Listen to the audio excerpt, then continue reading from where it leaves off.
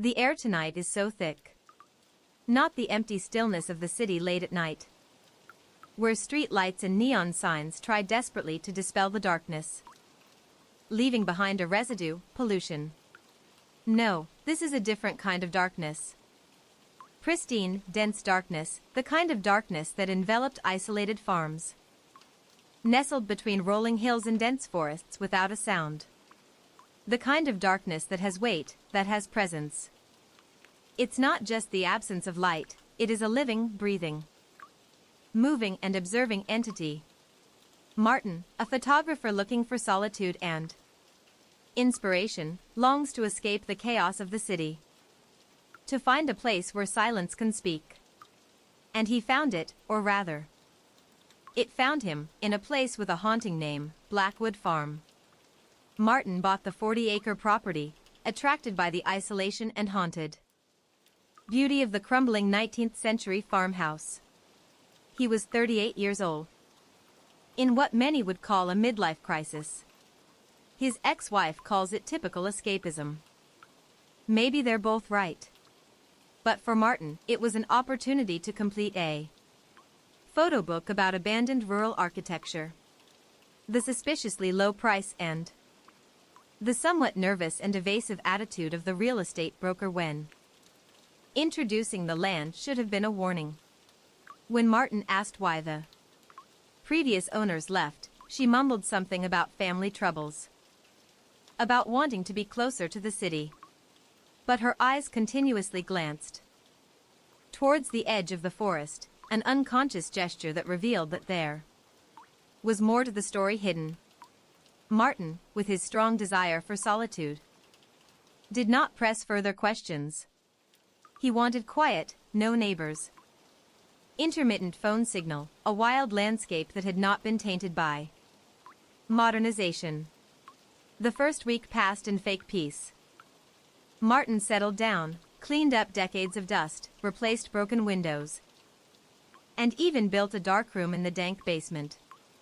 He found it a bit ironic to develop films in the darkness of a place that had seen more than a century of history fade away. He immersed himself in his work, photographing the old barn worn by time, the fields overgrown with weeds, and the old, gnarled oak trees that stood like ancient sentinels on the eastern edge of the property. But then, on the 8th night, the darkness began to whisper. At that time, Martin was reviewing the negatives in the dark room in the basement. He heard it for the first time. Your name. Martin. A weak call, so gentle that at first he thought it was just the sound of wind blowing through the cracks in the old foundation. An almost reverential exhalation. He tried to ignore it, blaming it on his tired imagination and the unfamiliar sounds of the countryside at night. But then it rang again, a little clearer. Martin chilled down his spine. He held a flashlight and looked around the rooms. From the moldy basement to the dusty attic, there was nothing but dust. In the following days, Martin tried to bury himself in photography. But now, as he looked through the viewfinder, he occasionally caught unexplained movements at the edges of his vision, a passing blur, a shadow where there shouldn't have been a shadow. However, the photos after being developed are completely normal, nothing unusual. He reassured himself, thinking it was just an illusion caused by light or wild animals. But the whispers became uninvited nightly guests. It's always your name. Always when you're alone in the dark. At times, it seemed to come from within the small, stuffy room itself. Convinced that the farm's haunted reputation had attracted mischievous children in the area to tease him, Martin installed motion sensor cameras throughout the house. But the video only shows empty, terrifyingly quiet rooms. Yet the whispering continued, becoming more and more persistent, as if trying to get his attention. Martin's sleep became restless and full of nightmares. Dark circles began to appear under his eyes, and his hands normally steady when holding the camera, began to tremble slightly as he adjusted the lens. He told himself it was just lack of sleep. But the isolation he always craved now became stifling and frustrating. The silence between the whispers stretched as tensely as a piano string. Overstretched, ready to snap at any moment. The fateful discovery occurred in the 4th week. While cleaning the overgrown garden behind the house, Martin's shovel hit a hard object about half a meter above the ground. Thinking it was a rock, he was surprised when he dug up a small, old wooden box. The surface of the box is carved with strange, complex symbols, deeply embedded in the aged wood grain. His heart pounded in his chest. A strange feeling of excitement, mixed with a bit of fear, overwhelmed his caution. The box was sealed with rusted metal hooks that easily broke under light pressure. Inside, resting on a lining that resembled leather, but had an unusual texture that made his skin crawl, was an amulet. It was a round stone pendant, as black as a moonless night, and cold to the touch even though the spring air was warm. Covered with handwritten words that had faded over the years. The letter describes the amulet as a binding stone, sealed there to protect all who live on the land. The writer warns Eindringlich never to remove the leather covering or bring the amulet into any home. Martin should have listened to that warning. He should have closed the box and buried it in its rightful place. But the artist's curiosity, fascinated by the strange, ancient beauty of the object, won out. He photographed it meticulously, recording every detail, every intricate symbol engraved on the black stone surface. When he started developing the first photos, the blood in his veins froze. In the photo of the amulet, there is a shadowy figure standing right behind him. A tall, thin, emaciated figure with unnaturally long limbs and eyes. Eyes that reflected light like empty, lifeless white orbs. But he was completely alone. Or at least, he doesn't see someone else. That night, the whispers changed. It's not just your name anymore. There were full sentences now, but the sound was soft, muffled. Like an old radio tuning between frequencies, snippets of conversation filtering in from another world. Horrified, Martin hastily sealed the amulet in the box and took it out to bury it in the same place. His hands were shaking so much that he almost dropped the shovel several times. His mouth was dry, cold sweat soaked his shirt even though it was quite cool at night. But returning the amulet didn't seem to make any difference. Maybe it's too late. That entity has been acknowledged, has been noticed. Maybe that's all it takes. The next morning, Martin found them. Handprint. On the ceiling, right above his bed. Not the fingerprints of a naughty child. They were unusually large, misshapen, with long, thin fingers.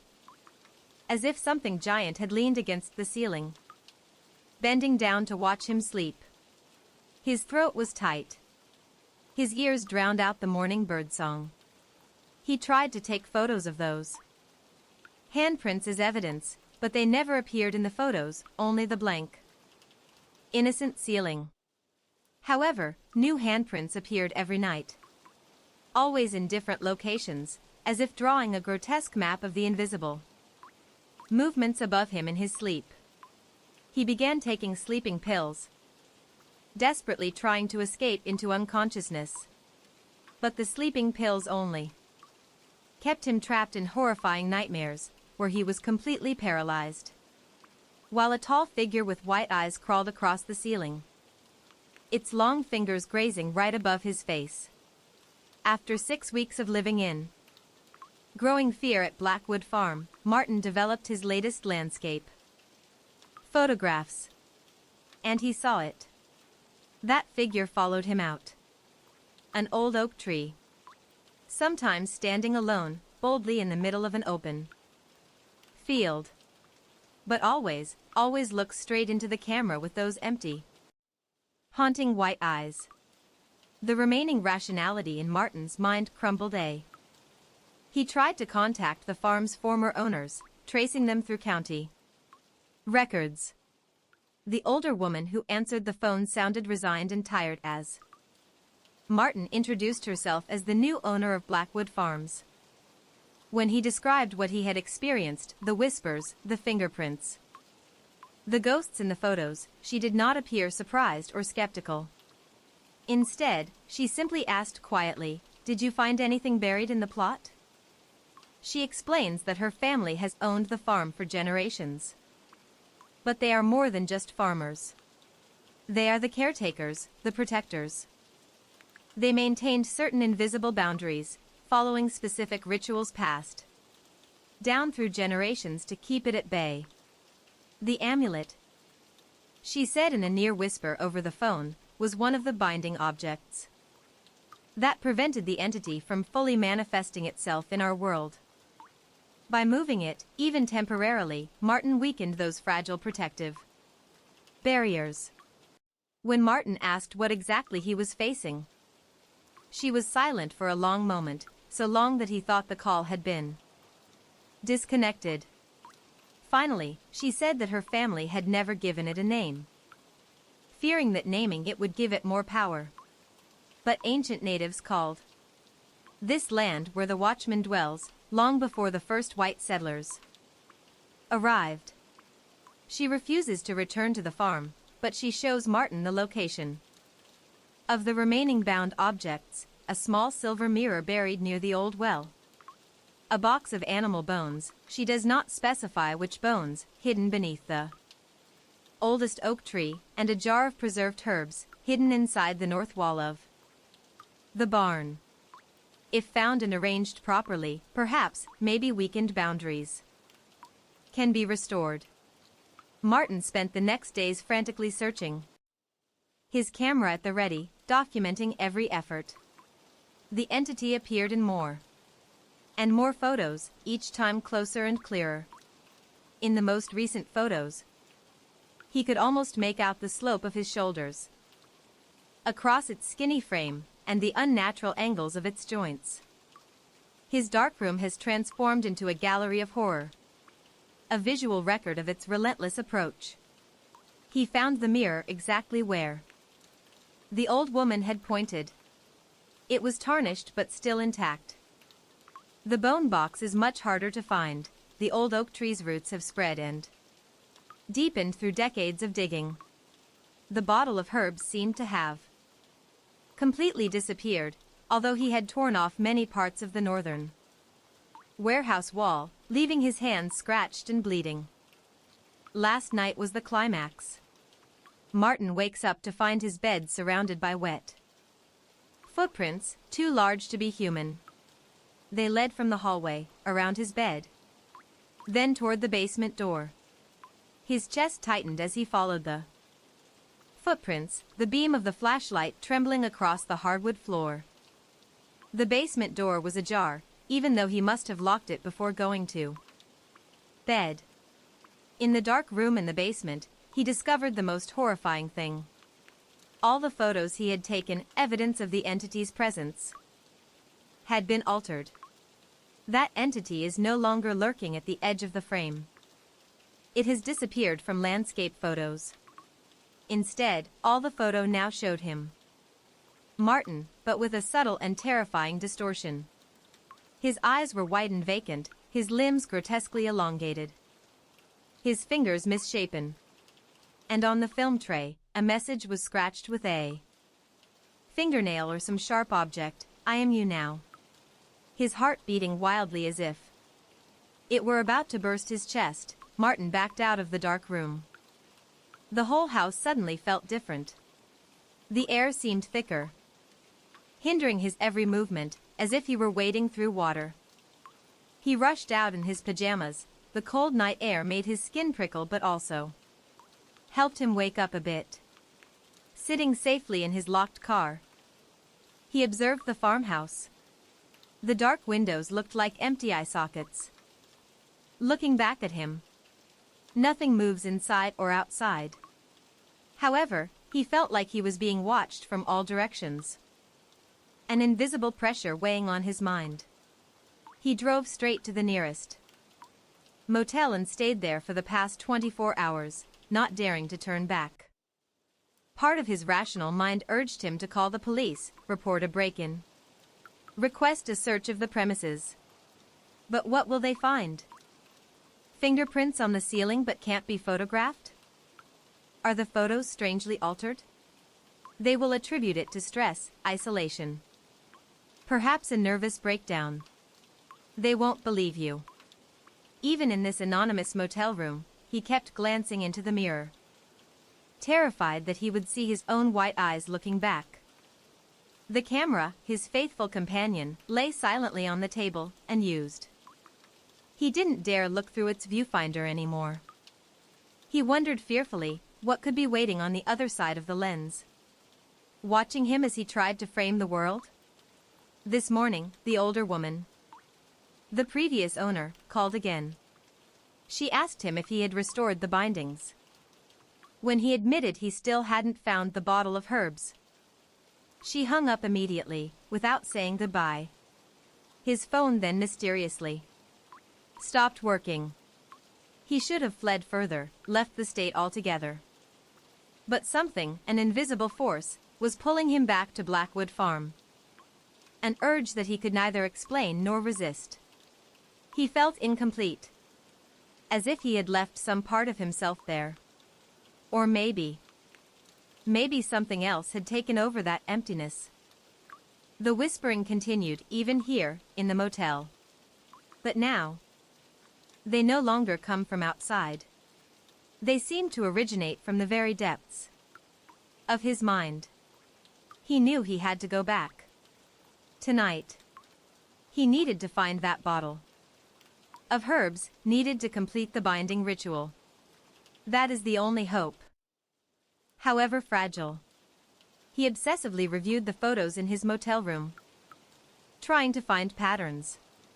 He noticed the entity's position change over time, how it moved from background to foreground, from outside to inside, from the edges of his life into the very center of his existence. There's a pattern there, a certain message in its chillingly methodical approach. But there was one last detail, one that haunted him more than anything else, a detail that he had only just realized when he looked back at the first photo of the amulet. The photo where the ghost first appeared, standing behind him. Now he sees clearly. The entity's shadow stretched across the wall behind it, not matching its tall, thin, strange shape. That shadow is your own shadow, Martin. He had no idea what awaited him when he returned to Blackwood Farm. Could be that entity. Could be the answer you seek. Could be both. Or maybe he will face himself in the distorted form that the photos prophesied. What he knew for sure was that he couldn't escape it by running away. Whether it was a supernatural presence or a manifestation of his own fractured psyche, it marked him, possessed him. The binding ritual can restrain it again. Or maybe, it's too late. When Martin repacked his camera, he couldn't resist. The photographer's instincts kicked in. He needed to document whatever was about to happen. The last time he looked in the mirror in his hotel room, he saw his reflection. And for just a fleeting moment, in the dim light, his eyes seemed to glow strangely, almost white. Surely just a hallucination, caused by the light and fatigue. That must be it. The sun is setting over the horizon, dyeing the sky red with the last colors of the day. It's time to return to Blackwood Farm.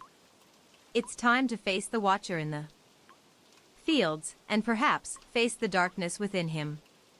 Sometimes, darkness doesn't come from cursed lands or ancient entities. Sometimes, it hides in familiar objects, items containing memories, unfinished melodies. A music box, a seemingly harmless heritage, carries with it an obsession that lasts decades. This story is told by a young man who has just inherited his grandfather's house. A secretive watchmaker and collector of mechanical oddities. The two-story Victorian house is located on the outskirts of Millfield, a quiet town where the pace of life seems to adjust to the changing seasons. Visits in childhood were rare, and in adulthood almost non-existent. The last time they saw each other was 5 years ago, at a family gathering. And the grandfather seemed absent-minded and distant, his fingers tapping nervously on the tablecloth. 3 weeks ago, the nephew moved into this old house. He arranged his office in the spare bedroom, not daring to sleep in his master bedroom. There was something that didn't feel right about lying in the bed of a deceased person, especially one he barely knew. Among the assets the lawyer handed over, nothing unusual was mentioned, just papers, keys, and a brief note that his grandfather asked him to take special care of his collection. In that collection, the most prominent is an ornate walnut music box. Its surface is carved with intricate patterns of leaves and vines, which seem to undulate and move in the right light. Inside, a small bronze cylinder filled with tiny pins rotated as it was wound, striking the fragile metal bars to create a haunting melody. A melody he couldn't name, both familiar and strange at the same time. He had tried winding it once when he first arrived, listened to the brief melody, and then placed it on the mantelpiece in the living room, next to a few old pocket watches and framed family photos. He thinks its mechanism may have become stuck over time. The first few nights passed in peace. He gradually got used to the house, working remotely during the day, exploring the small town in the evening. Guest belonged to his grandmother, who passed away long before he was born. The chair's curved base was worn unevenly, as if someone had sat and rocked in a very particular way for years. He tried sitting once but found it uncomfortable. The back of the chair was too straight. The surface was too hard. Then on the fourth night, exactly at 3:17 a.m., music woke him up. Not music from the radio or phone. Those are the clear, delicate notes of the music box on the mantelpiece. But something is wrong. The melody sounded slower than usual, stretched out, turning a potential lullaby into a plaintive, desperate song. Each note hung in the air like ice crystals, sharp and lingering long after they should have vanished. His heart pounded hard against his chest. He lay motionless, trying to locate the source of the sound. Even though he was sure it was the music box he knew. Not at all wind up since day one. His mouth dry, he forced himself out of the hallway. The darkness in the hallway seemed deeper than usual, swallowing even the faint light from the night lamp he placed near the bathroom. The melody grew louder as he walked down the stairs, his hands gripping the railing so tightly his knuckles turned white. Curtains. The music box lid is open. The tiny mechanism inside was spinning steadily, the brass pins glittering faintly in the darkness. But what made his breath freeze in his chest was not the box. It's an old rocking chair. It is moving. It was swaying back and forth, rhythmically, slowly, a ghostly rhythm that perfectly matched the distorted melody of the music box. The chair was empty, but not empty at all. A dark figure, barely visible, was sitting there. It wasn't really a shape, but more like an absence of light, a void denser than the surrounding darkness. He could vaguely make out the outline of the shoulders, the head, the hands resting on the arms of the chair, but there was no feature, no substance, just a hint of a person, swaying slowly to the sad music. His throat tightened as he tried to call out. No sound could escape. The temperature in the room seemed to drop sharply, his breath forming opaque clouds of smoke in the cold air. He closed his eyes tightly, then opened them, hoping that his half-awake mind was just playing tricks. When he opened his eyes, the chair was standing still. The shadow has disappeared. But the music continued to play. Beat, before ending with a final, discordant note. Hanging in the air like an unanswered question. That night, he couldn't sleep again. He tried to convince himself that it was just a particularly vivid dream, the kind that occurs at the thin line between sleep and wakefulness. Grandfather's house is old, full of creaks and movements caused by drafts. The human mind, especially when placed in an unfamiliar environment, automatically searches for patterns and explanations, however irrational. He repeated those rational thoughts like a mantra as he made coffee at dawn, the sky outside still dark purple. But the next night, he was prepared. He fully wound the music box and timed it, as it played the entire melody. Exactly 2 minutes and 12 seconds. A tune sounded familiar, but he still couldn't remember the name. When it finished playing, he closed the lid of the box tightly and placed a thick, heavy book on top. He then placed his laptop on the coffee table, aiming the webcam at both the music box and the rocking chair.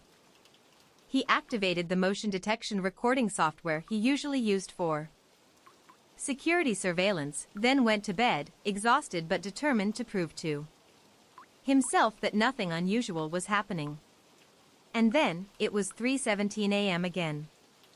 That melody rang out again, waking him up. But this time, it's even slower. Each note was stretched and twisted, as if they were trying to emerge from some deep abyss. Goosebumps broke out all over his body as he forced himself out of bed. You need to check the laptop, you need real proof. The music seemed to drag him down the stairs, his legs felt as heavy as wood, his chest tight with fear. The living room was colder than the night before. The heavy book he placed on top of the music box was now lying on the floor. The music box opened its lid again, its mechanism spinning painfully slowly. And the chair. God, the chair was swaying purposefully. And the figure on it was clearer now than the night before. He could almost make out the slope of his shoulders, reminiscent of an elderly figure. His eyes glanced toward the laptop. The screen is pitch black. The indicator light does not light up. It was unplugged, although he clearly remembered that he had plugged in the power cord very securely. Fighting the paralysis of fear, he staggered towards the computer and fumbled to reconnect the power cord. His trembling fingers had to press the power button a few times before it started up. The recording software has been completely turned off. But as soon as the screen lit up, illuminating the room, the ghost on the chair disappeared again and the music box died with the same final unresolved note. He spent the rest of that night huddled at the kitchen table, sipping cold coffee, trying to convince himself to stay in this house. Under the harsh morning light, he examined the music box more closely. And then he discovered it, on the inside of the box lid. A faded engraving that he had never noticed before, for William. The melody remains unfinished until you complete it. To Wilhelm. The melody is unfinished until you complete it. His grandfather's name was Thomas, not Wilhelm. He wondered if he had received this box from someone else. Perhaps another collector? Or is Wilhelm the name of the craftsman? Determined to record evidence, the next day he bought more equipment. A digital camera with night vision, a digital voice recorder, and motion sensors. He placed them strategically around the living room, ensuring they could operate on both battery and mains power. Hiding it behind a book on the shelf, leaving only the small lens sticking out. This time, he won't make any mistakes. That night, he could hardly sleep. The weight and fear made his nerves as tense as guitar strings. Maybe he fell asleep without realizing it, because once again, the music woke him up at exactly 3:17 in the morning. connect into a coherent melody anymore. The silence between them stretched out. Like toffee being stretched. The sound made the hairs on the back of his neck stand up as he trudged down the stairs. The living room was freezing cold, his breath forming thick, floating clouds. The figure in the rocking chair now looked even more solid than before, its features clearer. He could recognize the wrinkled hands clutching the armrests of the chair. The stooped figure of old age. That ghost was swaying to the heavy, difficult rhythm of the ghostly melody. He stood frozen in place, unable to get closer, nor able to run away. The camera on the bookshelf made a short hiss and then fell silent. The night vision camera's indicator light flashes erratically and then goes out. One by one the recording devices malfunctioned and stopped working. But the small tape recorder he placed on the mantelpiece, right next to the music box, continued to play. Its red indicator light is like a lone beacon in the darkness. And then he heard it. Beneath the distorted, crackling music was a whisper. So weak that he had to strain his ears to hear the words, "Get it done. You have to get it done." The blood in his body seemed to freeze. That voice was fragile, ancient, but had a familiar rhythm, evoking some memory buried deep. It sounded like his grandfather's voice. But not the voice he knew. This voice was older and much more desperate. Completed what he managed to say, his voice barely audible over the music. Box's slowing notes. The apparition's head turned slightly towards him, though he still couldn't make out any features in the total darkness. The swaying slowed down. "Melody," the whisper replied, a little clearer. "It's unfinished. I never." The music box finally stopped, the last note hanging in the cold air. As it faded, the ghost disappeared as well, like smoke blown away by the wind, until the rocking chair once again became empty and silent. The next morning, with trembling hands, he took out the tape recorder. Every other device was broken or could only record silence. But that little tape recorder recorded something. When he turned it back on, beneath the layers of noise and electronic noise, those words appeared clearly. "Get it done. You have to get it done." Grandpa's voice, but not Grandpa. He spent that day researching music boxes, especially those with inscriptions referring to unfinished melodies. He found nothing specific, just general information about collectibles and antique valuation. Late in the afternoon, he decided to review his grandfather's pile of personal papers that he had boxed up and put away but had never looked at closely. Among them was a slim folder containing correspondence with a German craftsman named Wilhelm Schreiber. The letters, dating from the 1970s, discussed the construction of a custom music box with a specific melody. Schreiber's last letter, dated a month before he was reported to have died, mentioned that the music box was nearly complete, but that the melody required a final ending, which he would provide upon delivery, as agreed. Below, a handwritten note from his grandfather read simply, "Never received the final cut. Wilhelm died before it was completed." Goosebumps arose again as the pieces began to fit together. His grandfather commissioned the box from a man named Wilhelm, the same name as the person on the box's lid. But Wilhelm died before the complete melody could be created. Somehow, his grandfather got hold of this unfinished box. And did the unfinished nature of the melody somehow keep Wilhelm's soul bound to it? That evening, he placed the music box on the coffee table, directly opposite the rocking chair. He turned on all the lights in the living room and sat in the chair opposite, waiting. At exactly 3:17 a.m., even without being wound up, the box started playing again. The melody started off normally this time, but as it progressed, It started to slow down and distort again like the previous nights. The lights in the room flickered, dimmed, then stabilized at a dim level of brightness. The ghost appeared in the rocking chair, more solid than ever. This time, he could make out the features. An older man with a face lined with deep wrinkles, wearing horn-rimmed glasses perched high on the bridge of his nose, white hair neatly combed to one side. He looked straight at him. His expression filled with sadness and deep longing. "You have his blood," the whisper was much clearer now. No longer muffled or weak. "You can accomplish what he couldn't." "How?" he tried to ask. "How can I get it done?" The ghost pointed towards the music box. "Listen. Remember the ending." It came to him in a dream. But he refused. Too afraid of what it might unlock.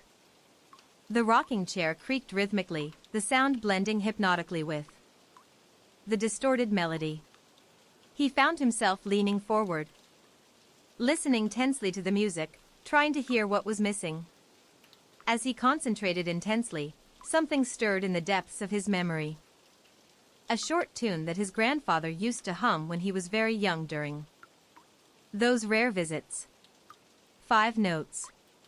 Always repeating the same sequence as he sat at his watch repair desk. Without thinking, almost instinctively, he began to hum those 5 notes, his voice trembling in the silent room. The music box's melody suddenly stopped, as if listening. Then, to his amazement, its mechanism adjusted itself, adding those exact 5 notes to the end of the sequence before continuing to play. The tone has completely transformed. No more distortion or slowness. It flowed with a haunting, sad yet serene beauty, a beauty that made tears suddenly flow from the corners of his eyes. The ghost in the rocking chair seemed to brighten a little. The sadness on his face gave way to something akin to peace. Finally, he whispered, his voice as soft as a breath. "After so many years. Thank you." The music played again, now complete. The final notes resolving the tension that had hung in the air for decades. As the last note faded, the ghost smiled, a gentle, grateful smile, and then slowly faded, this time not into darkness, but into a soft glow that lasted for a moment before fading completely. The music box automatically closes the lid with a gentle click. He sat motionless for a long moment, his heart still pounding, trying to process what had just happened. After a while, he cautiously approached the now silent music box. Opening the lid, he saw that the engraving inside had changed. Now it simply reads, "The melody is complete. Wilhelm rests." The melody is completed. Wilhelm rests in peace. He still has that music box, even though it never plays by itself again. Sometimes, at times when the house feels particularly empty and quiet, he wins it himself and lets that complete, haunting yet peaceful melody fill the room. The rocking chair still stood still in the corner of the room. The person sitting in it had probably finally found peace. But some nights, as he drifted off to sleep, he could swear he heard his grandfather softly humming those last 5 notes. A reminder that some compositions take generations to perfect, and that some obligations, some bonds, can transcend even death itself. Souls are bound by unfinished melodies, by unfulfilled promises. But sometimes, the bond lies not in an object or a melody, but in the place itself.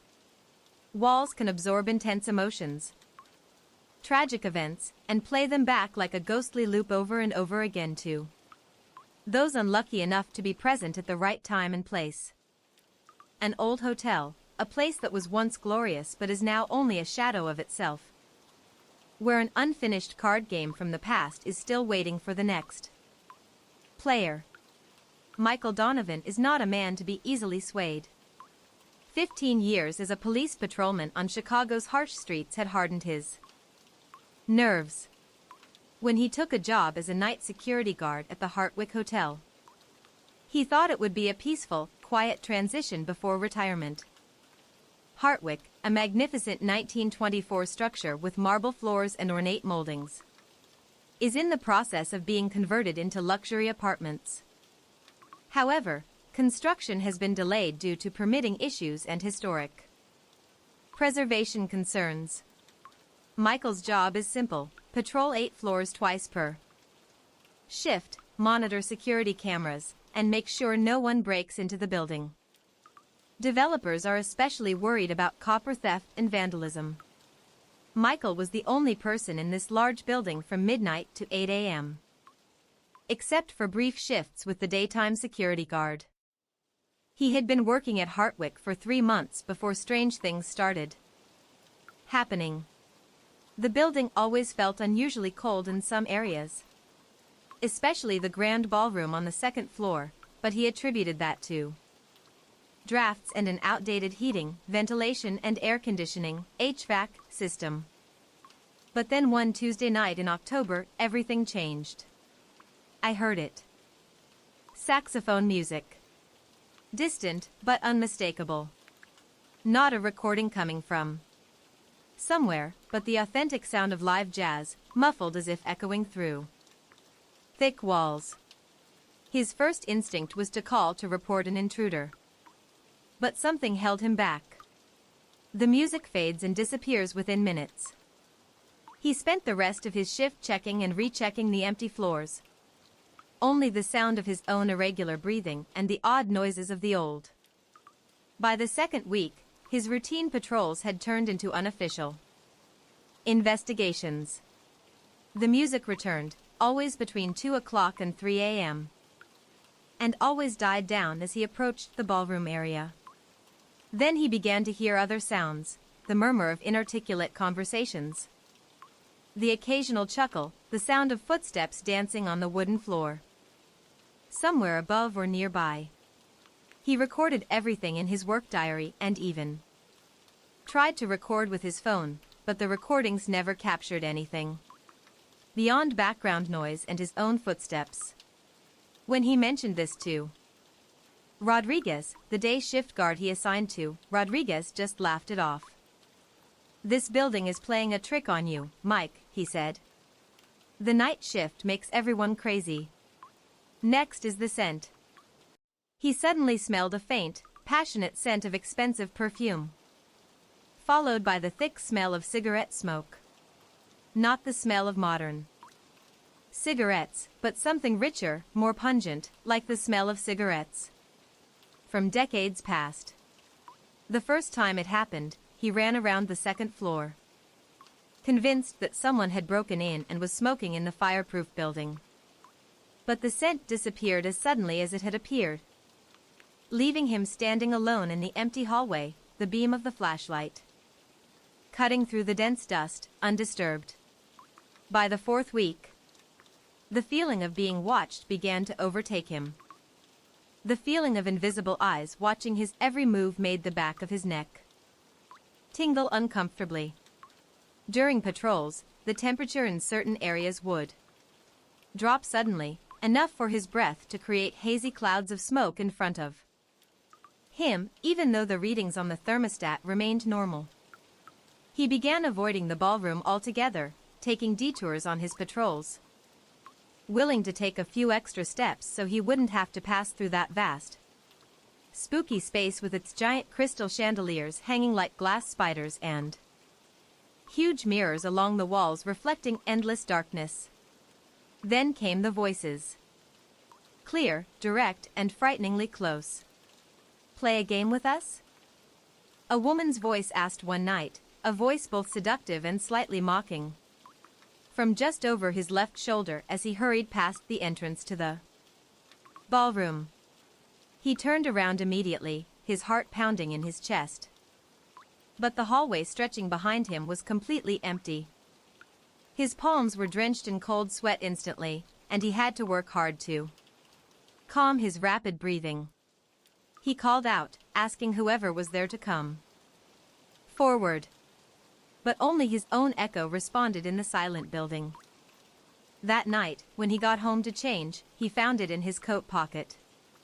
A card. Ace of Spades. The card is old, yellowed over time, and the edges are worn smooth. He had no memory of where he had picked it up. No reasonable explanation for its presence. The card felt unusually heavy in his hand, its surface cool to the touch, even though it should have been in his warm pocket for hours. He locked it carefully in his desk drawer before leaving home for work the next morning. But when he got home from work and emptied his pockets, another card was waiting. This time it's the Queen of Hearts, with a faint red lipstick stain in one corner. Sleep becomes a luxury. Even in his apartment, miles from Hartwick, he was often startled awake by ghostly jazz music and distant laughter that seemed to come from somewhere. The doctor prescribed him sleeping pills, which made him feel drowsy and lethargic during the day but didn't stop the nightmares. Dreams of lavish, flashy parties, where faceless figures beckoned him to a card table hidden in the corner of the room. He often woke up with both hands clutching the bedsheets, his heart beating wildly, and his body drenched in cold sweat. He began researching the history of the Hartwick Hotel during his days off. It was the city's top hotel in its heyday, and the ballroom hosted the elite throughout the Roaring Twenties until the Great Depression hit. Old newspaper archives mention poker games with huge stakes regularly held in private rooms adjoining the ballroom. Games where fortunes can be won or lost in just one night. Some articles also alluded to a particular card game in November 1932 that ended in scandal, although the details were frustratingly vague. One player, a banker named William Price, was said to have loudly accused other players of cheating before mysteriously disappearing. His body was never found, but the reporters strongly hinted at murder or some other criminal act. The cards continued to appear in Michael's bag. Never the same card twice, gradually forming part of the deck. He tried locking them in his desk, in his locker at the hotel, even throwing them in the trash can behind the building, but somehow they always came back to him. Rodriguez started looking at him with strange eyes, worried when he caught him mumbling and talking to himself during shift change. Michael found himself responding to comments, questions, and jokes that only he could hear. The voices in the night became constant companions, becoming more and more familiar and more insistent that he participate in their games. Just one game, Michael, they whisper. Everyone has the opportunity to change their luck. 2 months after the incident began, visual hallucinations appeared. At first it was just brief glimpses, flashes of movement at the edges of his vision, transparent shapes that disappeared as soon as he turned to look directly at them. These were followed by longer periods in which the empty, dusty ballroom would momentarily transform before his eyes. In those fleeting moments, he would see it as it once was, bright lights. A room crowded with men in tuxedos and women in glittering evening gowns. Tables covered in green felt where gamblers were gathered.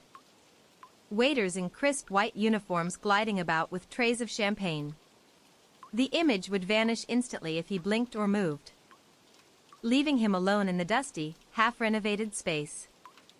The physical changes in Michael became too obvious to ignore. Dark circles deepened under his eyes. He lost weight quickly and his guard uniform became baggy. His hands began to shake constantly, making it difficult to write down the guard diary. Sleep, if it comes at all, is disturbed by haunting dreams of dealing cards, stacking stacks of poker chips, and the same phrase repeating endlessly, just one more game. He found the poker chip in his pocket one Friday night. It was not plastic like modern chips, but a piece of antique clay. Heavy and sturdy, embossed with the original Hartwick Hotel logo on both sides. That same night, the phallic episodes increased in both frequency and duration. The ballroom seemed to constantly switch between past and present with each of his patrols. He began to recognize some familiar silhouettes. A woman in a red dress always standing near the bar. A tall man with a pencil-thin mustache dealing cards at a corner table, a large, muscular man in a pinstriped suit observing all the developments with a frown and expression. They seemed increasingly aware of his presence. Some nodded to greet him, others waved for him to come closer. By the third month, Rodriguez bluntly asked not to work the same shift with Michael anymore. He claimed Michael's behavior made him feel uneasy, the muttering to himself, the constant checking of his pockets, the startled reactions to sounds that Rodriguez did not hear. Management sent in a new day guard, a young man named Torres, who asked too many questions about why Michael looked so exhausted, why he sometimes couldn't complete the entire patrol log. Torres also hinted that Michael should see a psychologist about his attacks. Torres' concern felt like an implicit accusation. Michael began bringing his personal tape recorder to work, desperately hoping to record evidence of what he was going through. But the recordings captured only his own conversations. Desperate questions shouted into empty rooms, pleas for voices to leave him alone. In one particularly disturbing recording, he heard himself agreeing to something, promising that he would be at the table soon, that he just needed a little more time to prepare himself. Lost periods of time began to occur after that. He would check his watch at the start of a patrol, then somehow, a moment later, find himself standing in the middle of the ballroom with absolutely no memory of how he got there. An hour or more just disappeared into the night. During these blackouts, more items would appear on his person, a vintage Hartwick Hotel matchbox, a mother-of-pearl cufflink, a small Art Deco-style metal decanter that still smelled of Prohibition-era whiskey. On one such occasion, Torres found Michael sitting cross-legged in the middle of the ballroom floor. At the end of his shift, poker cards were arranged in a solitaire game in front of him. Michael has no memory of this, only remembering Torres' scared face as he shook his shoulder to wake him up. Torres reported the incident to management. They demanded that Michael undergo a mandatory psychiatric evaluation if he wanted to continue working. Psychiatrists talk about stress-induced hallucinations, about the effects of isolation and irregular sleep schedules on cognition. She prescribed antipsychotics, which numbed his senses but did nothing to stop the voices or visions. In fact, drugs also make it more difficult to distinguish between what is real and what is virtual. The silhouettes became more solid, the music louder, the scent more intense. The boundary between his world and my world surname increasingly fragile, almost non-existent. Last night, Michael made a decision. After weeks of being called and prodded, he finally answered those voices. I will play just one game, like they requested. Their response was immediate and overwhelming. As soon as that thought formed in his mind, the ballroom around him exploded into vivid existence. No longer transparent or flickering, the scene froze into a complete reality. Clear in every detail. Crystal chandeliers shine brightly. Cigarette smoke hangs in thick clouds near the intricately carved wooden ceiling. A live band was playing a lively Charleston in the corner, and couples were passionately dancing on the floor. And at the table in the corner of the room, 4 players were waiting, with an empty chair in the middle. The woman in the red dress, whom he had seen many times in visions, approached. The rich scent of her perfume enveloped him as she grabbed his arm, pulling gently, leading him towards the card table.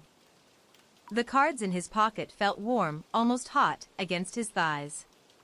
The big man in the striped suit looked up as they approached, his permanent scowl deepening. "You brought someone from the modern day." "Elizabeth?" he asked, his voice filled with contempt. "He has cards," Elizabeth replied simply. "They're calling him." The man with the pencil mustache, the dealer, smiled slightly and pointed to the empty chair. "We're waiting for the fifth person," he said, shuffling the cards with an almost supernatural dexterity. "It's been a long wait. One hand decides everything here. Poor William never got to finish his last hand. Perhaps you'll be luckier." Michael knew without a doubt that sitting down at that table would change everything. The final barrier between his world and theirs will disappear completely. But what are the alternatives?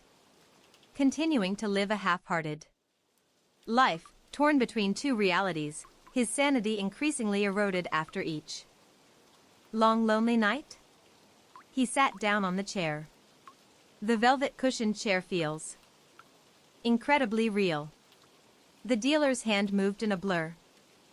Him with blank eyes, their faces suddenly gaunt and ghostly under the bright repeating the past. Surname stuck here, bound to this endless night, to this eternal game of cards. William Price did not disappear after accusing them of fraud. He has become part of the game. Another ghost at the table. "What's the stake?" Michael asked, his voice surprisingly even, despite the terror clenching his chest. The dealer's smile widened, revealing too many white teeth. "The bet," he said, his voice suddenly echoing as if from the bottom of a deep well. "Nothing, my dear. Just time. Just presence. Just eternity." He looked down at the cards the dealer had dealt him. His hands trembled as he turned over the corners of the cards. A full house, consisting of 3 queens and 2 aces, a winning hand in most regular games. But as his opponents turned over their cards one by one, their faces remained neutral, unpredictable, the dealer being the last to reveal his cards. "I'm afraid luck is not with you tonight," he said, and turned over a straight flush on the felt table. Immediately, the room began to blur around him. The party, the music, the people dancing, it all faded like an old photo left out in the sun for too long. Only their table was still brightly lit, floating in the darkness that filled the space. The poker chips in the middle of the table, his chips, melted into green, felt like candle wax. The other players began to fade. Their appearances became transparent, their voices became increasingly distant. "What happens now?" Michael asked, the panic finally leaving his voice. Elizabeth's hand on his shoulder became terrifyingly firm again, her red-painted nails digging into his skin through his uniform. "Now," she repeated, her voice regaining its original sultry charm. "Now we wait for the next player. And you, Michael, you will be the one to invite them to join us, just for one more game." The next morning, Torres finds Michael unconscious on the ballroom floor, surrounded by a scattered deck of ancient cards. The medical report blamed extreme exhaustion and possibly narcolepsy. He was placed on medical leave, awaiting further psychiatric evaluation. But Michael knows what really happened. Somehow, perhaps because he didn't quite belong to their era, or perhaps because the game had its own rules that he didn't understand, he managed to escape temporarily. The game had rejected him, or perhaps it was just waiting for a new player, a more vulnerable soul to pull into its eternal vortex. He submitted his resignation that same day. Tomorrow he would leave town, trying to get as far away from the Hartwick Hotel as possible. But even as he packed his apartment, he could hear the distant, ghostly sound of jazz music that seemed to come from somewhere within the walls.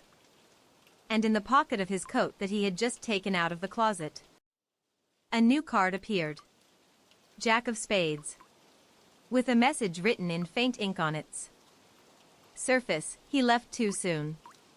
The game is not over yet. He did not know what fate awaited those who left the tables at Hartwick before the game was actually over. But he suspected, with a growing fear, that he would soon find out. Some games, once started, never really end. Haunted places, trapped souls. But sometimes, darkness doesn't need a specific location or a tormented soul to manifest. Sometimes, it can hide, sleeping peacefully in an object, an item brought from a distant land, carrying the energy of ancient rituals and forgotten beliefs. A warning about the dangers of bringing unknown things into our private spaces. About how a seemingly inanimate object can become a portal.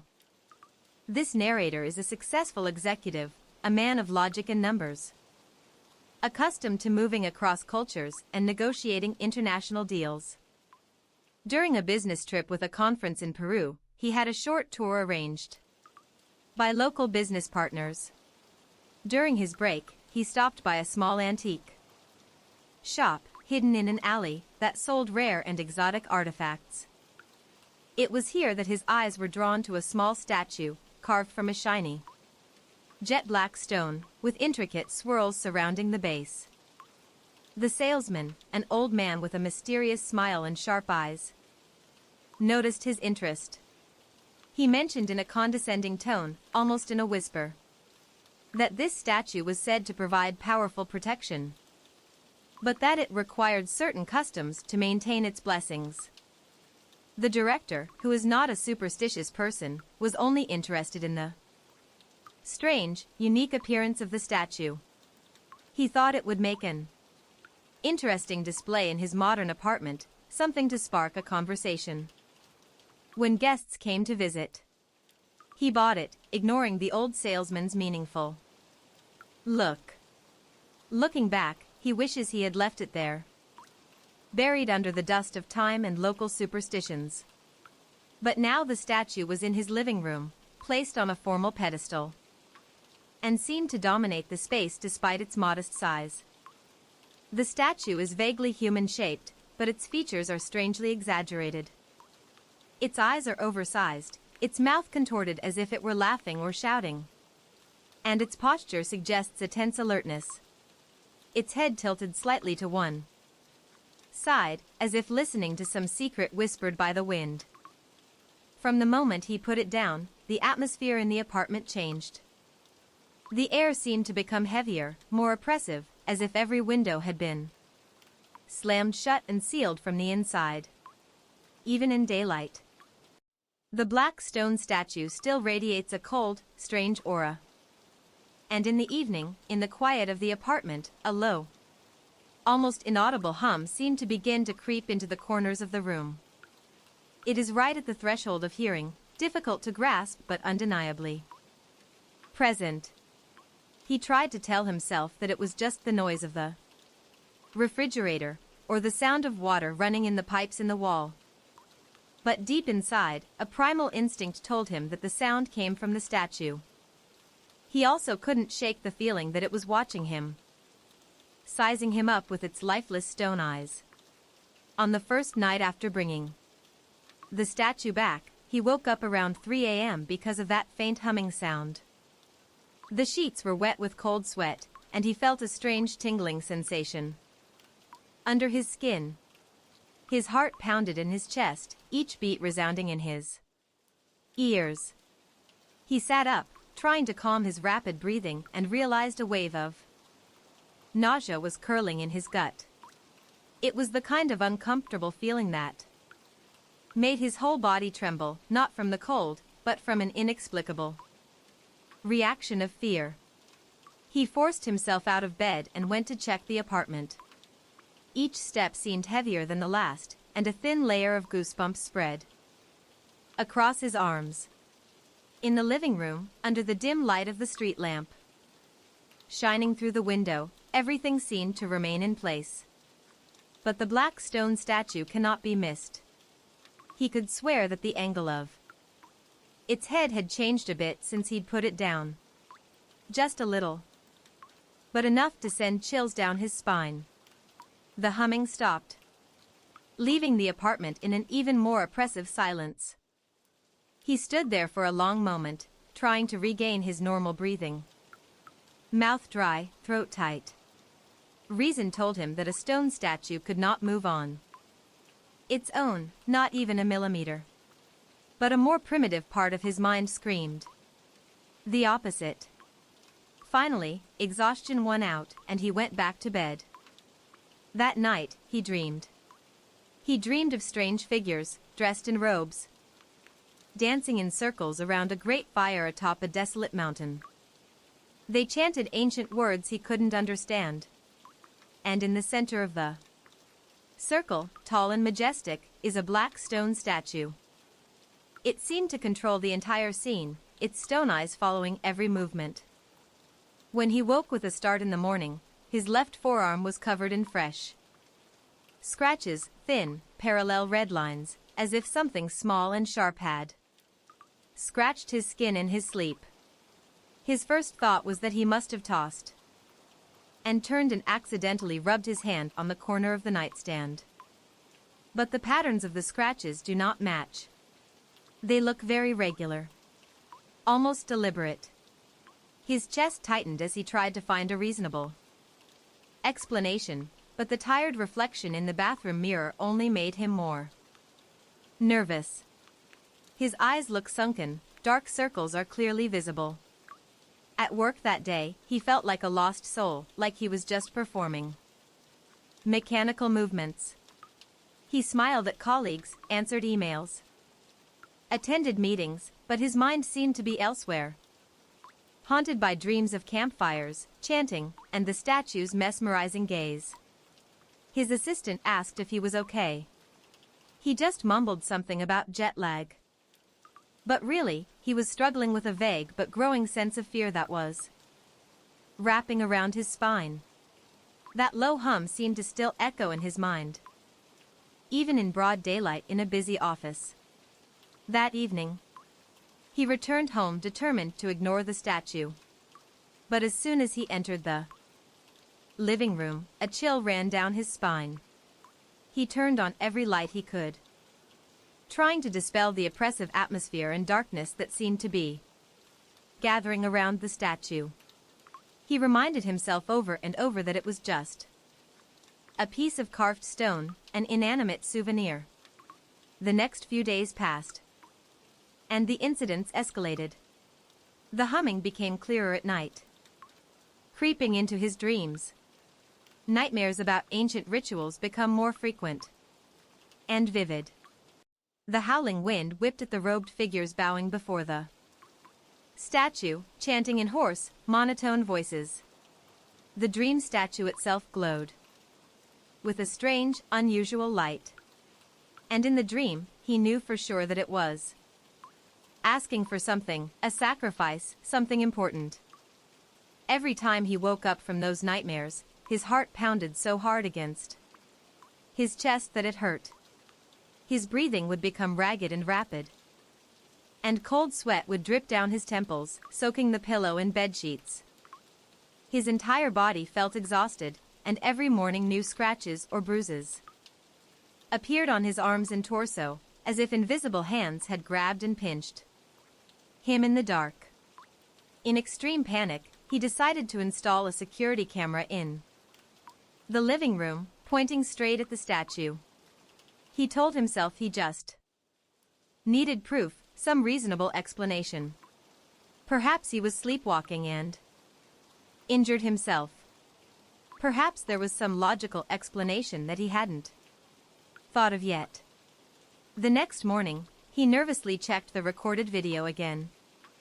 At first, everything seemed completely normal. The room was quiet, not a soul in sight. But then, a small, almost imperceptible movement in the frame made his heart sink. The statue's head, which is tilted to one side, appears to have been turned extremely slowly, almost imperceptibly, throughout the night, as if following invisible movements in a dark room. That realization hit him like a punch in the stomach. His stomach churned with nausea, his legs felt as heavy as lead. He rewound that clip dozens of times, each time he watched it made his pulse pound harder in his temples. He tried to tell this story to a friend who came to visit, but in the end he could only speak in vague terms, afraid that he would be considered crazy if he insisted that a stone statue was turning its head. That friend gave a half-believing smile, hinting that maybe the camera was malfunctioning or the camera angle was creating an illusion. He did not argue further.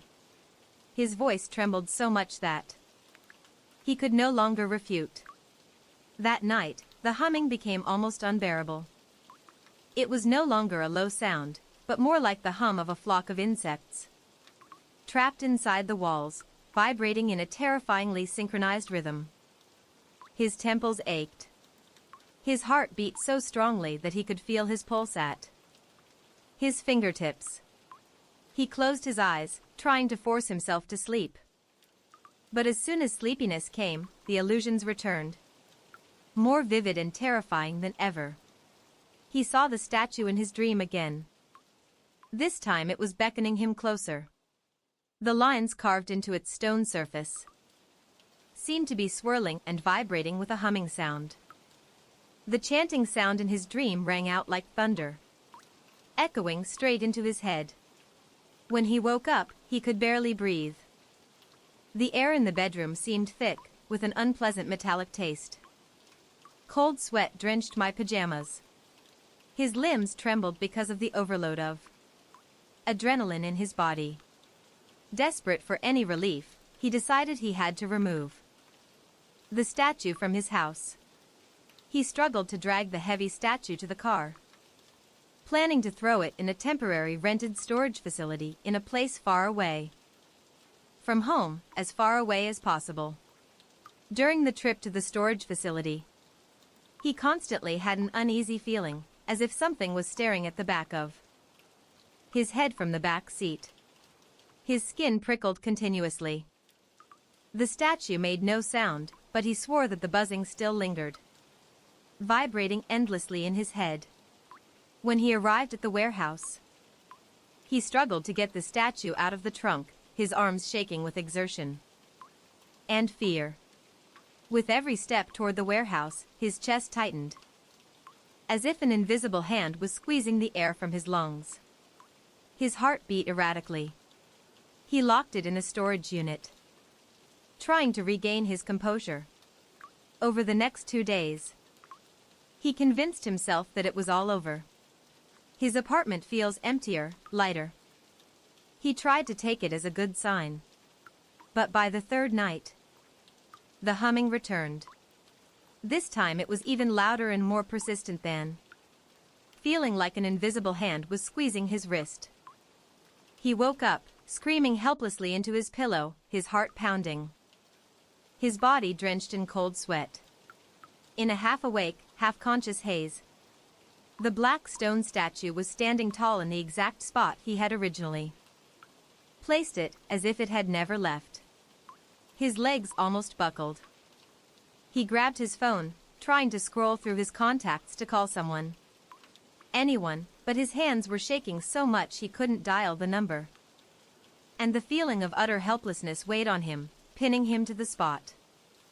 There is no logical explanation as to how it could have come back from that locked warehouse. The extreme panic gradually turned into a cold, almost desperate determination. If conventional, logical measures don't work, then he must face the possibility that what he is facing is far beyond anything he has ever known, far beyond reason. He remembered the old salesman's whispered warnings about customs, insinuations that protection had a price. His mind reeled at the terrifying possibility that his dreams of sacrifice were more than mere hallucinations. They could be some kind of spiritual mark. a request that needs to be fulfilled. He felt dizzy, his vision blurring at the edges, as if the air was pressing against him with a suffocating weight. Every nerve in his body was on high alert. He stopped going to the office, using the excuse of being sick. He couldn't concentrate, too tense, too haunted by the statue's presence. His apartment became a maze of darkness and claustrophobia. Every little noise made him jump, the creaking of water pipes, the sound of wind whistling through the window, the buzzing sound of the refrigerator. His spine was always tense, as if he always expected something to grab him from behind. He hardly slept at all, and when he did, the nightmares were terrible. Now, the claims of the statue in those images have become clearer. It needed offerings, some kind of ritual to appease whatever force resided within that black rock. One evening, in desperation, he decided to face it head-on. He turned on every light in the house, hoping the bright light could dispel the oppressive atmosphere and darkness that always seemed to cling to the statue. Then he sat down on the floor in front of it, trying to look straight into its empty stone eyes. His heart beat so violently that his chest ached, and sweat broke out on his forehead. He briefly had the thought of running away, escaping from his own home. But he forced himself to stay.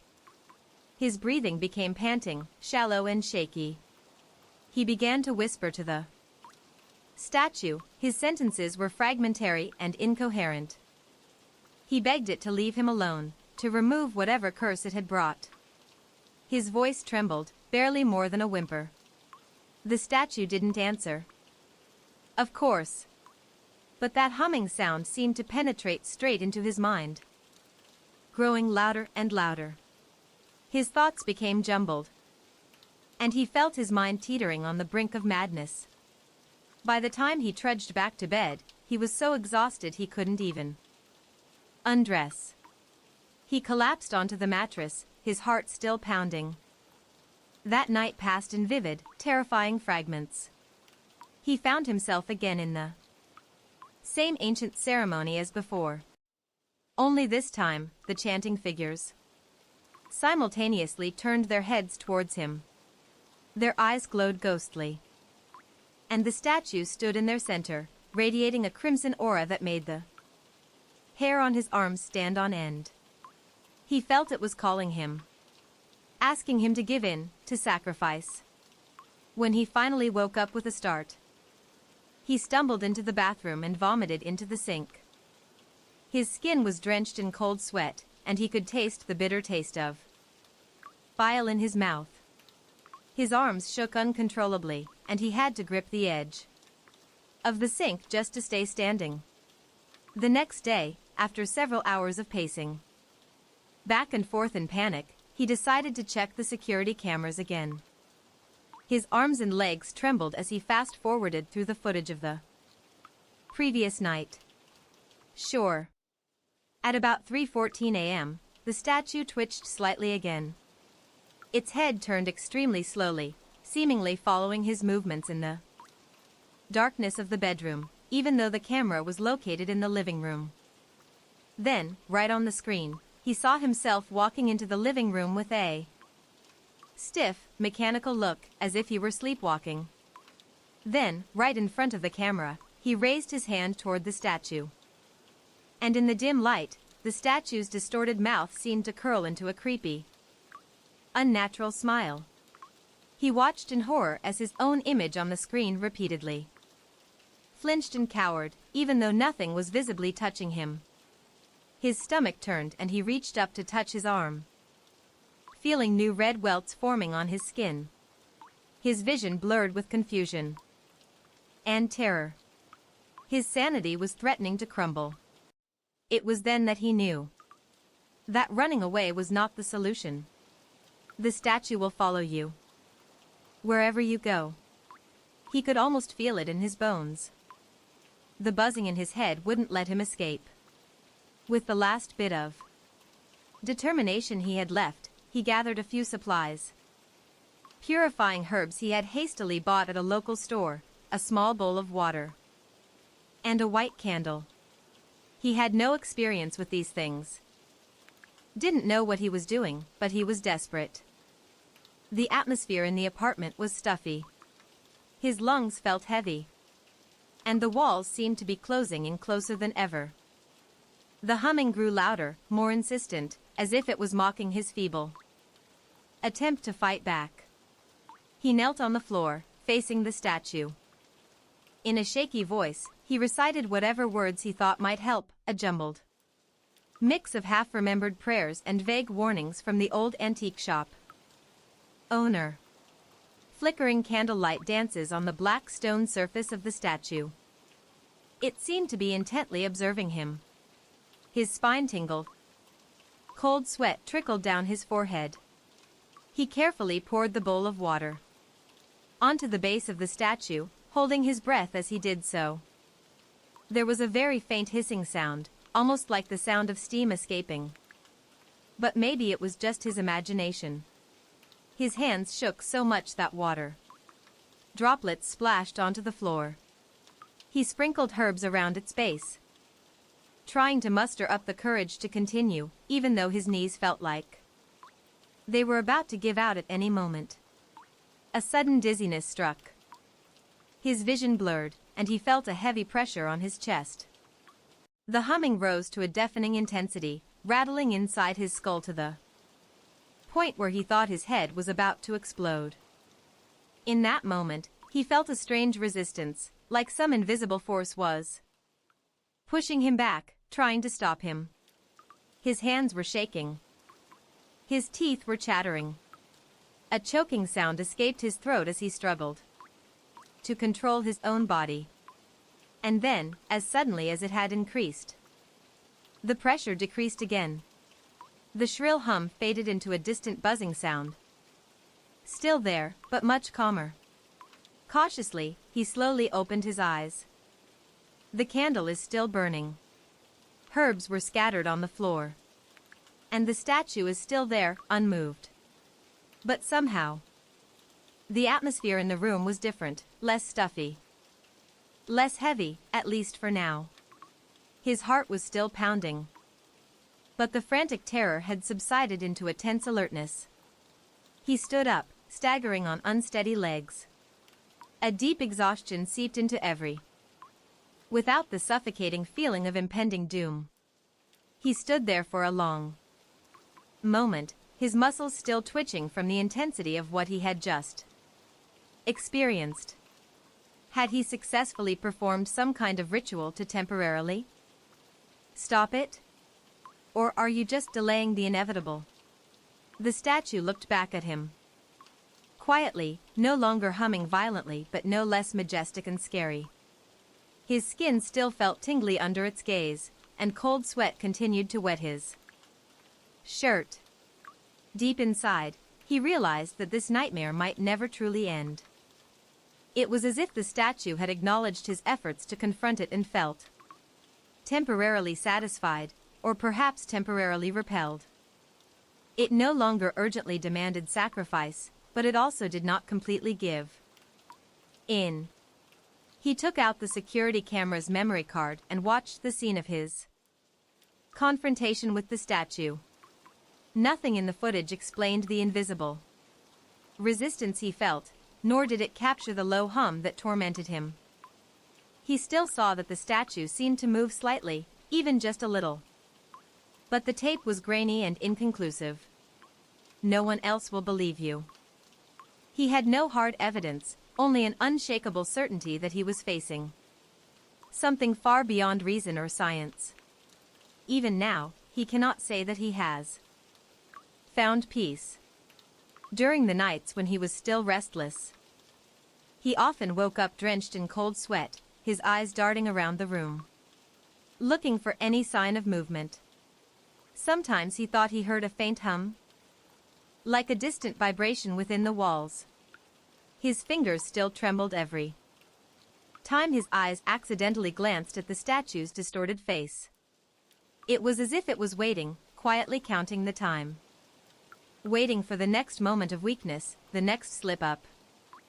He didn't feel completely free. He felt like he was sharing his living space with an unstable force, a force that may have been appeased for a time, but never completely dispelled. He always turns on the lights whenever possible. He started leaving the TV on all night, hoping the sound would cover up the faint buzzing. He avoided looking directly at the statue for too long, but was also afraid to turn his back on it. His body is always on high alert. Every nerve cell is ready to react to the slightest disturbance. He plans to move soon, although part of him fears that the statue will somehow reappear in his new home. His mind raced with seemingly unanswered questions.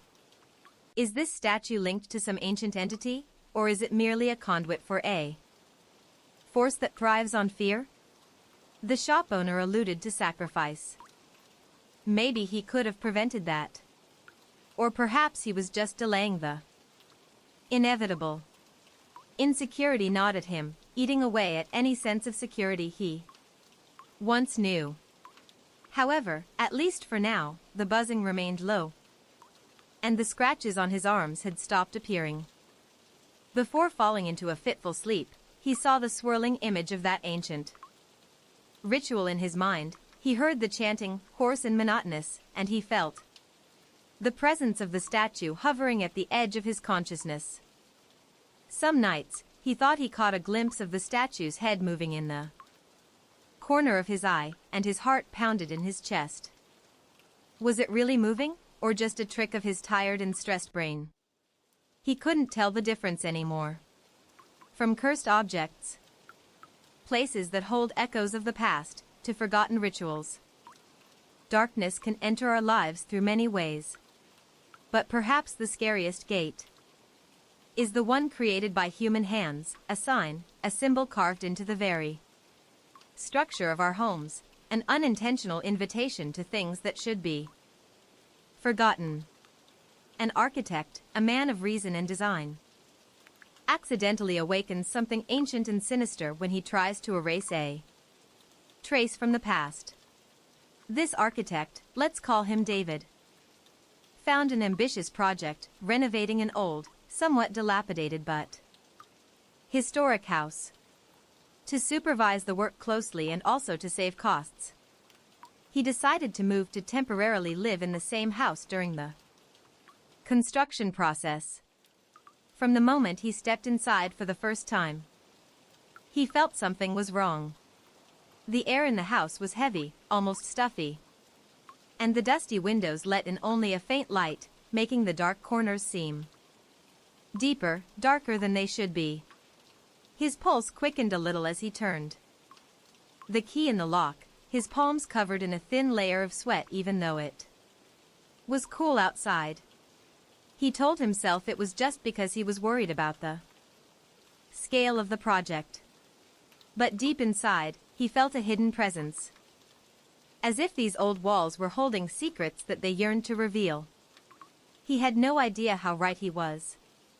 During the first days of surveying the structure, while wandering the upstairs hallway with a flashlight, his footsteps echoing in the heavy silence, he noticed a large patch of wallpaper at the end of the hallway that was peeling off unsightly. Underneath that layer of rotten paper, he could vaguely see some strange lines. He made a mental note to check more closely the next morning. The next day, toolbox in hand, David carefully peeled off the old wallpaper. And what he found below left his mouth dry and his heart racing. It wasn't a scribble or an ordinary crack. It's an icon. A complex symbol was carved straight into the plaster, each sharp corner and twisted curve standing out like an ancient scar. Were reminiscent of the ancient runes he had seen in books, but had something far more alien and disturbing. He ran his finger lightly over the carving, feeling its deep grooves, the small bits of crumbly mortar clinging to his fingertips. His heart was beating so hard that he could hear it pounding in his ears. There was something very wrong, very disturbing about that shape. No, it's not just disturbing. It gives a feeling evil. He remembers taking a few steps back. A slight nausea curling in his stomach. Throughout his career, he has discovered secret compartments, found cryptic notes, and even stumbled across old diaries left behind. But he never felt sick. Threatening by whatever you find. This time is different. He took a few photos of the symbol with his phone to study later and tried to put it out of his mind for the rest of the day. But that image stuck with him. That afternoon, when he closed his eyes to rest for a few minutes, he saw that symbol as if imprinted deep inside his eyelids.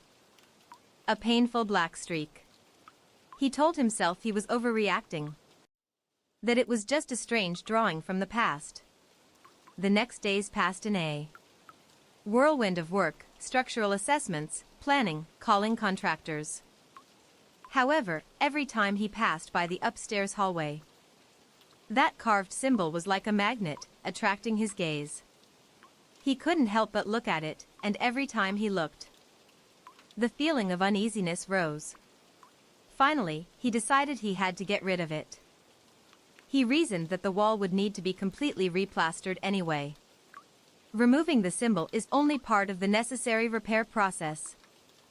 So he began to carefully scrape it away, little bits of mortar falling onto the linoleum, until the disturbing shape was completely gone. But throughout the process, he kept having a strange feeling. Protective layer, stirring up something that should have been left alone. His teeth chattered softly as he worked, and he had the certain feeling that someone, or something, was watching him from the shadows of the hallway. His breathing became shallower, and the trowel in his hand trembled slightly. However, he continued, forcing himself to believe that once the symbol disappeared, this feeling of insecurity would also disappear. He was terribly wrong. That night, he slept in the master bedroom upstairs, the closest room to where the icon once stood. Outside, the wind was calm and the trees stood still. However, in the middle of the night, he was repeatedly awakened by a very faint creaking, scratching sound that seemed to come from inside the hallway wall, like the slow, deliberate scratching of fingernails on mortar. A heavy pressure pressed against his chest, making it difficult to breathe. And he kept waking up with his heart racing. Every time he opened his eyes in the dark, he felt like he had just seen a shadowy figure disappear in a dark illusion caused by stress and exhaustion. He even tried to laugh dryly too. But the uneasy feeling was still there, nagging, that something was in the room with him, staring at him from behind the closed closet door. His first real hallucination, clear and unmistakable, came to him in the middle of a sunny afternoon. He was test painting a patch of wall in the living room when he caught a glimpse of rapid movement in his peripheral vision. He turned his head, the paintbrush still dripping in his hand. Standing in the doorway leading into the hallway, he saw a figure, like an oil painting whose lines had been erased by someone using solvent. The veins in his temples throbbed, and his lungs felt as if they were being squeezed. The figure disappeared in less than a second. But he still stood there, paint splattered on the linoleum, feeling an intense, primal fear rising from the pit of his stomach. His fingers were numb, and he almost dropped the paintbrush. He remembered gasping for air, blinking rapidly, and telling himself that it must have been a trick of the. These fleeting appearances became more and more frequent. They're not just on the doorstep anymore. They lurk at the edges of his vision. When he works, when he walks around the house. Those figures with dirty, distorted faces stared at him from dark corners, from behind partially open doors, or sometimes, from his own dim reflection in the window after dark. His chest tightened every time he caught sight of that crooked smile or the odd shape of their eyes. His whole body will be tense. A rush of adrenaline rushed running down his spine. He began to sweat more and sometimes tremble uncontrollably. The feeling of being constantly watched covered him like a thick, suffocating blanket. Sometimes he turned around suddenly, fully expecting to face a stranger standing right behind him. But he always found only empty air. The situation became worse when neighbors started commenting on his behavior. They were nice people who occasionally stopped by to check on project progress or ask if he needed anything. Some of them said that they sometimes saw him out in the yard at night, walking up and down alone, his arms and legs moving as if he were talking animatedly with someone. David has absolutely no memory of these events. One morning, a kind old neighbor stopped by, looking worried, asking if he was okay. She said that the night before, she had watched him for nearly an hour through her window. He kept standing near the big oak tree next to the fence, whispering something to the empty space in front of him. David's stomach clenched so violently that he had to hold on to the doorframe to steady himself. He tried to explain that perhaps he was sleepwalking due to work stress, but the old lady just looked at him with concern and then quietly left, clearly not convinced. David's paranoia skyrockets.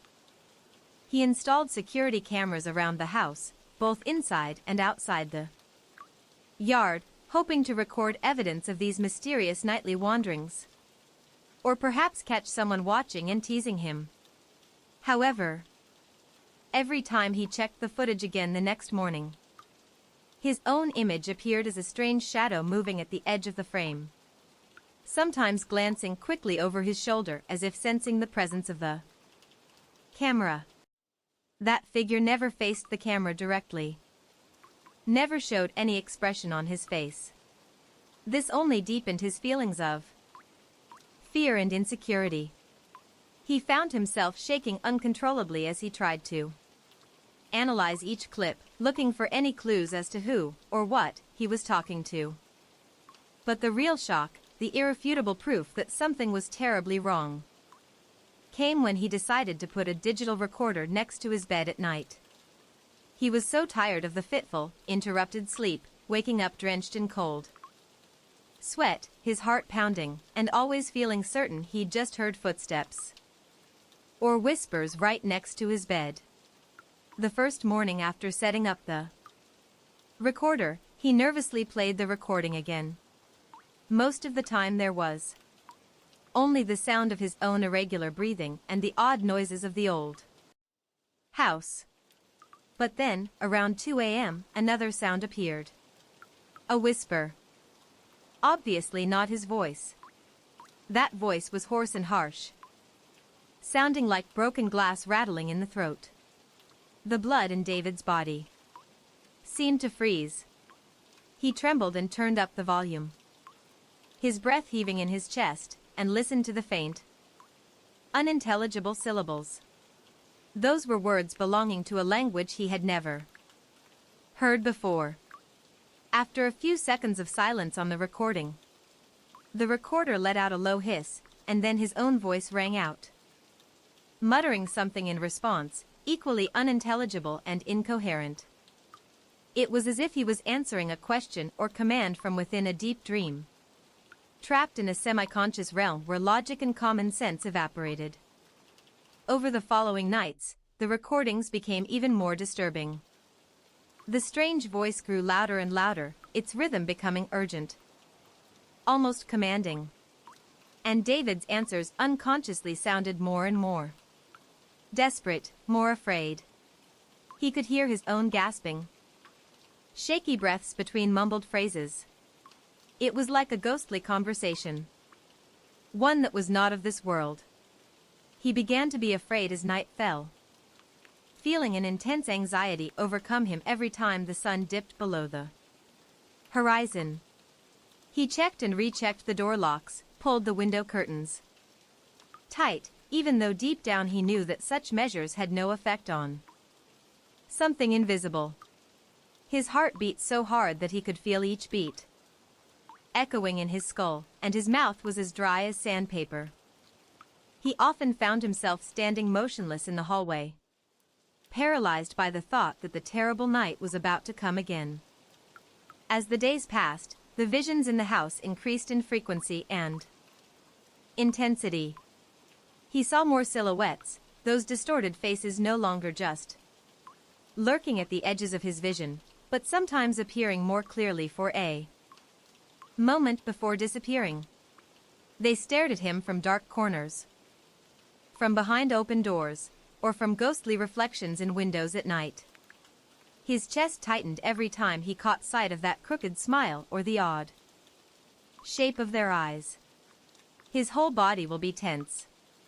A rush of adrenaline rushed through my veins. I started sweating profusely and shaking. The feeling of being constantly watched fell over me like a suffocating blanket. Sometimes I turn around, fully expecting to see a stranger in my house. However, I always find the air empty. He tried to rationalize it again. Stress. Lack of sleep. Work pressure. Perhaps it all seriously affected his psychology. He tried to rest more, walked around the neighborhood during the day.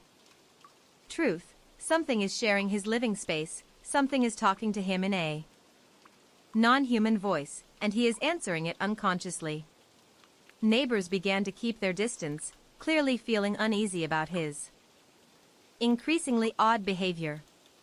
One of them even mentioned in passing that they had heard strange chanting coming from his backyard some nights, although they couldn't make out the words. David, of course, remembers nothing of that. His fear escalated into a kind of primal panic, gnawing at him in quiet moments, leaving his palms cold and his gut tight. In final desperation, he turned back to studying the symbol he had scraped off the wall.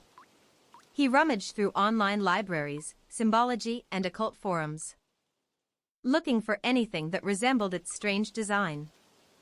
Late one evening, after many hours of fruitless searching, he stumbled upon a cryptic reference, digitized from an ancient book, to an ancient script said to be associated with Watchers Beyond entities, described as existing at the edge of our reality, hidden until summoned or accidentally called upon by a specific sign.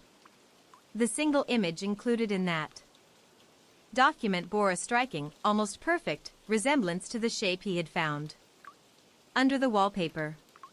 Reading the next lines of description made him startled in horror. His whole body went cold. He could feel the veins pounding in his neck, a layer of cold sweat breaking out on his forehead. The text explains that once this sign was exposed and then suffered destroy unceremoniously, scraping it off, for example, essentially a door is forced open, an involuntary invitation is sent to something that is not part of our realm.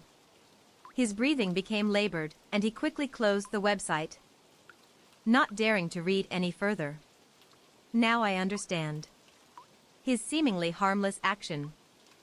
The removal of an old drawing was actually the act of opening a gate to hell, right in the house he was living in. He knew he had to do something. He had to try to close that door before it swallowed him completely, before he completely lost his mind. He began to doubt his own reality. Are those visitors with distorted faces an illusion created by his mind? Or do they really exist in some way? His reflection in the bathroom mirror became increasingly strange, sunken eyes, dark circles, pale, lifeless skin. His hands shook so much that some mornings he had trouble holding a razor. He felt as if he was slowly disintegrating, like a puppet dancing on the invisible strings of some sinister force. His mind reeled with fear, and he wondered if perhaps he was simply going crazy. But the voices on the recording, that ghostly conversation, told him that there was more going on than mere madness.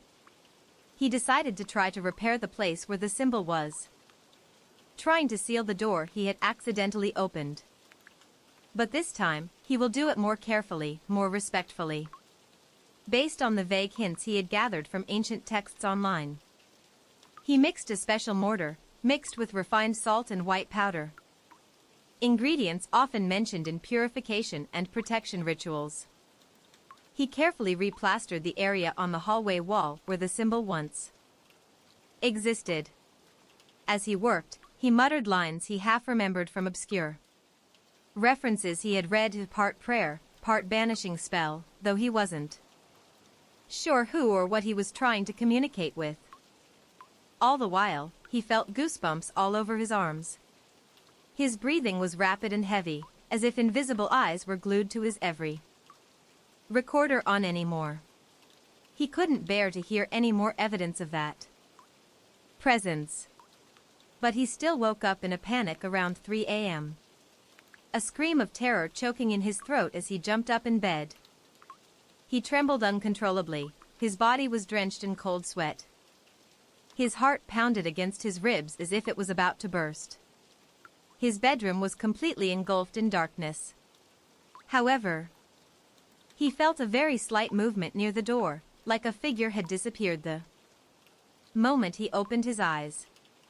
His mind screamed at him to turn on the light. But his arms and legs felt like they were made of lead, heavy and disobedient. After a long time, he finally reached the night light switch. As if someone had been there just a few seconds ago. In the days that followed that sealing attempt, something seemed to change. The walks and conversations alone in the backyard at night had ended, at least. According to the neighbors, who now only looked at him with tired, suspicious eyes from behind their window curtains. The hallucinations of silhouettes with distorted faces also decreased significantly, remaining only very rare glimpses at the edge of vision. No longer as clear and scary as before. It seemed like his efforts had some effect. The door may not have been completely closed, but it was somewhat closed. That ghostly presence may still be lurking somewhere in the house, but it no longer roams freely like before. It's like a wild animal trapped behind weak bars, still there, still dangerous, but temporarily restrained. David is still not completely at peace. He still feels insecure in his own home. He was still startled by the smallest noises. He still felt something wrong in the air. But at least he had regained some control. He continued the renovation work, but with a new caution. A respect for history and the secrets the house might still hide. He never knew for sure whether he had truly expelled the outside watchers or simply made them temporarily retreat. He never knew whether that door was truly sealed or just waiting for another chance, another mistake to open it again.